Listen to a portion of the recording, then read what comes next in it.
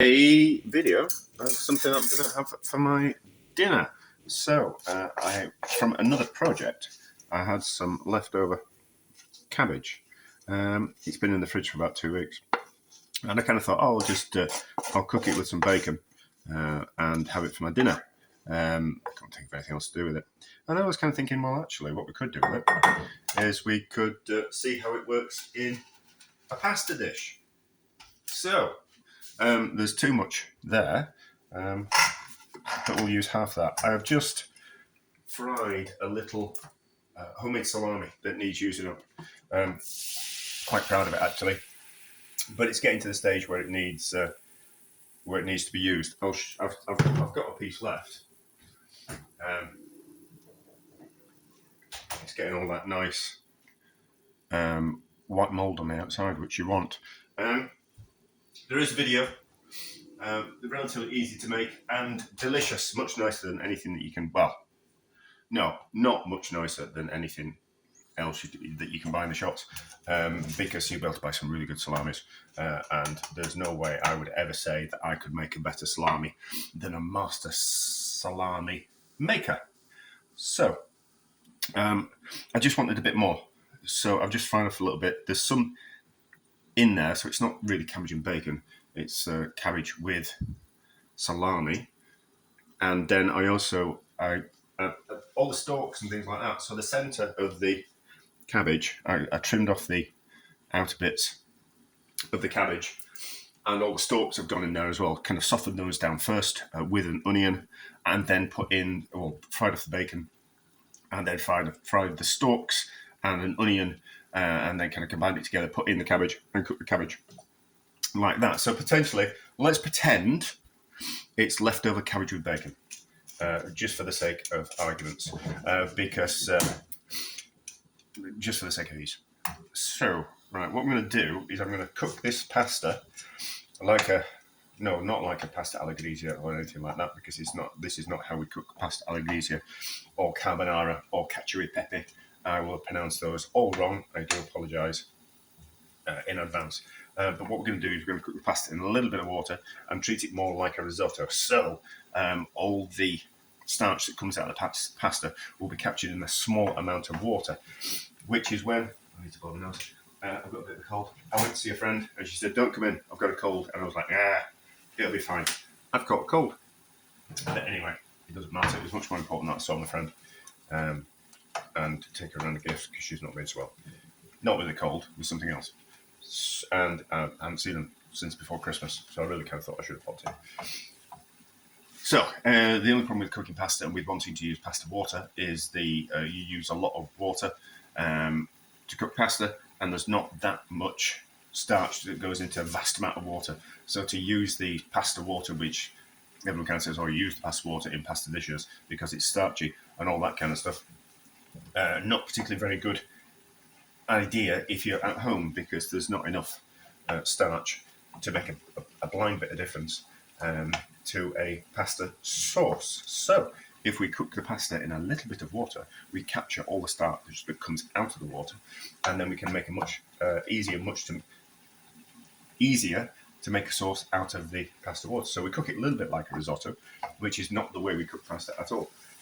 But as I always say, I'm not in Italy and I'm not Italian, so therefore I can do what I want,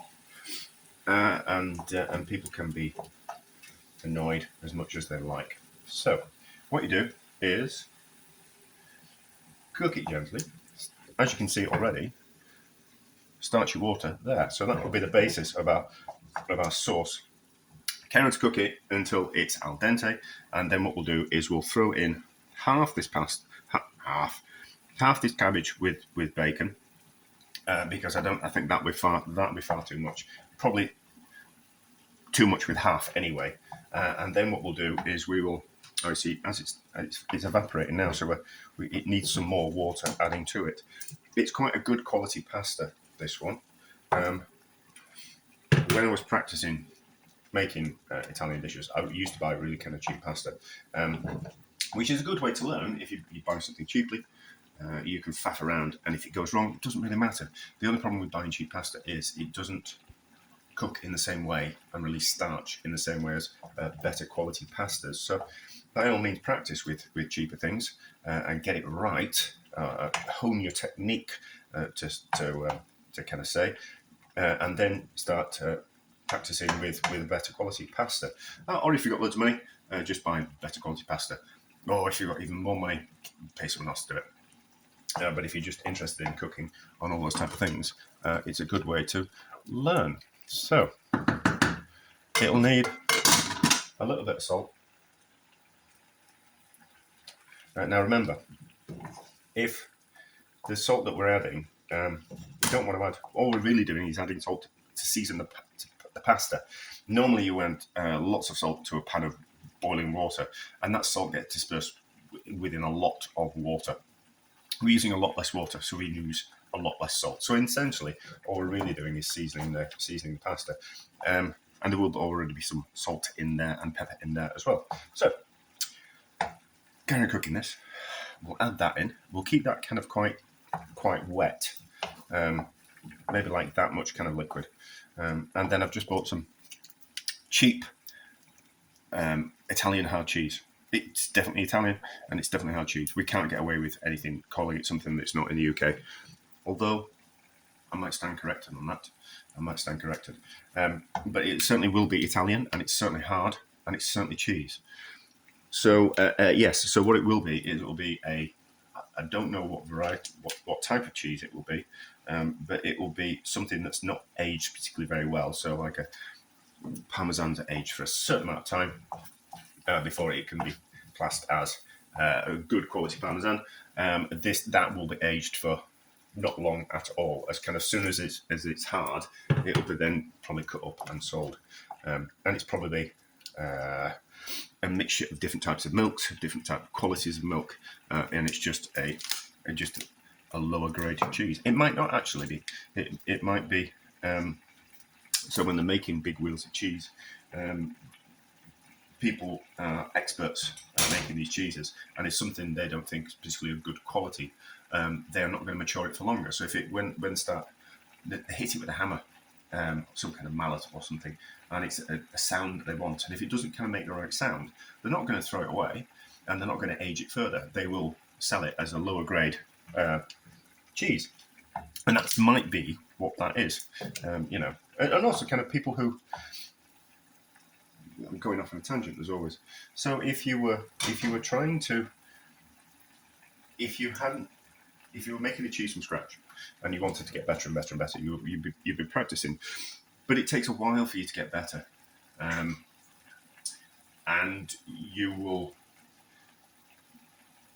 need to practice and you need to get So I'm repeating myself. You need to practice and you need to get better, but you're not going to waste those cheeses that don't turn out exactly how you want. You're going to sell them, and that's what that might be. That might be the practice cheeses from someone, like you've got to train people, and their work's not going to be completely brilliant to start off with. But they need to practice. They need to get better. So you've got to do something with the cheese, haven't you? And that's what that might be. I don't know. I'm sheerly speculating. But as you can see, so there's loads of starch coming out of that water, and the pasta is cooking. It'll be way off being ready. I don't like my pasta too al dente. If I'm honest, I'm at far too al dente. So a little bit more water. The idea is that the water will have evaporated by the time the pasta's cooked, in the same way the risotto is. That's why you keep adding a little bit more water. A little bit more stock for risotto, and a little bit more and a little bit more until it's starting to get almost cooked, and then you stop adding liquid to it. And also, if you want to control how the rice absorbs the liquid, that we could get away with a little bit more. So, carry on cooking that. And we're back when it's ready, and we'll just stir it all together, and we'll grate some cheese in, and we'll see how it turns out. Right, so we are just about there. So. Half, and then we'll have the other half tomorrow for dinner. I'm not bothered about having the same thing twice on the trot.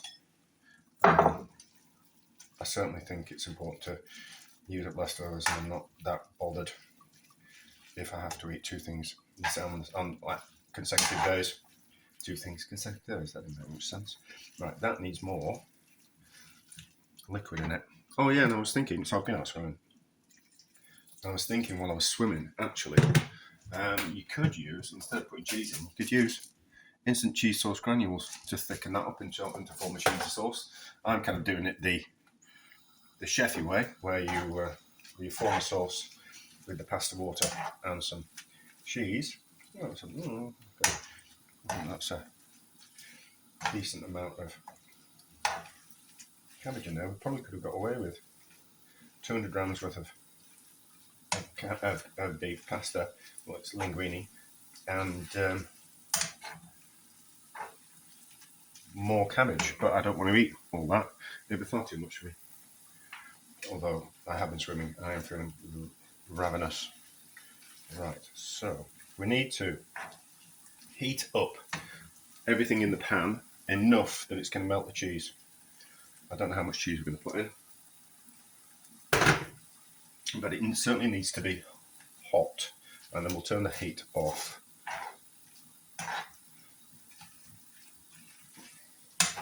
And there'll be enough residual heat in the pan and in the pasta and the cabbage to form the sauce. This will not be a new dish in any stretch of the imagination.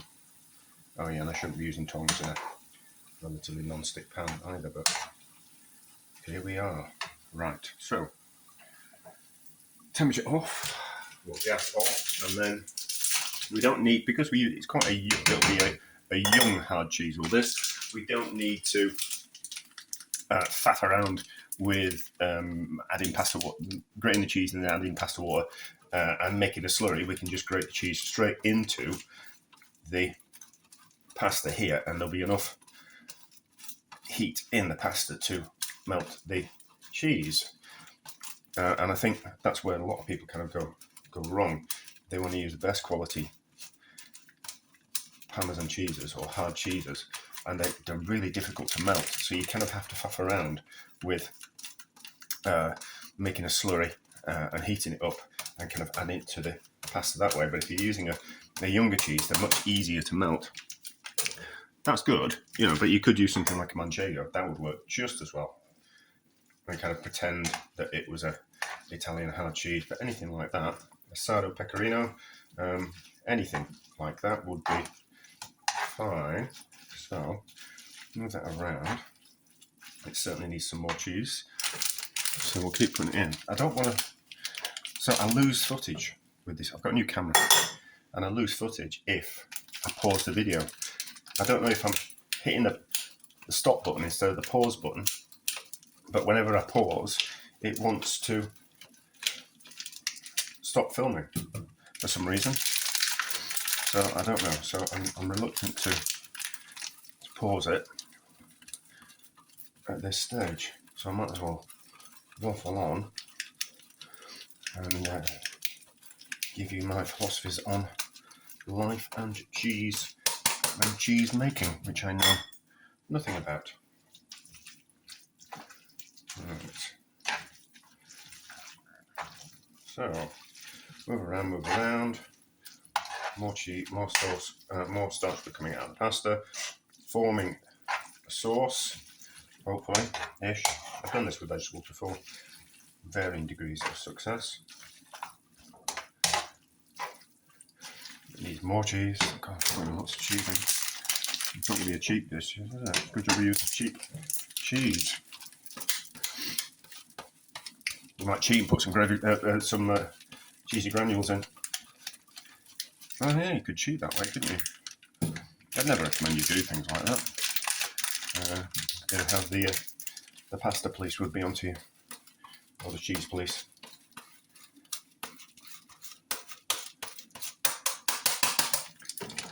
One chef I worked for, quite a well-known chef, used to use lots of corn flour and gravy browning in his recipes, and we were all horrified when we found out.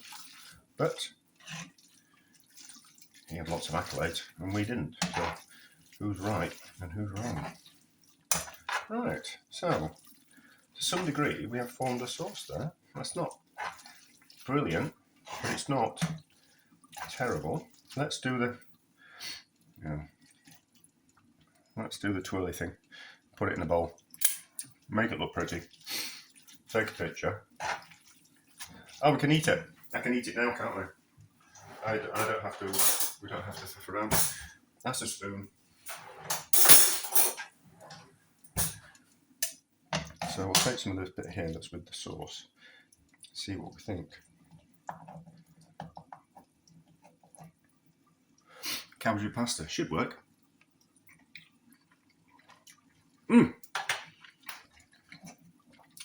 That's pretty good, actually. I'm going to enjoy that. So, that's a success. And it's so nice that I'll enjoy having it tomorrow. So, we'll do the twirly thing with pasta. We'll take a picture, make it look pretty, and it'll be a nice thumbnail, won't it? But anyway, that's a success.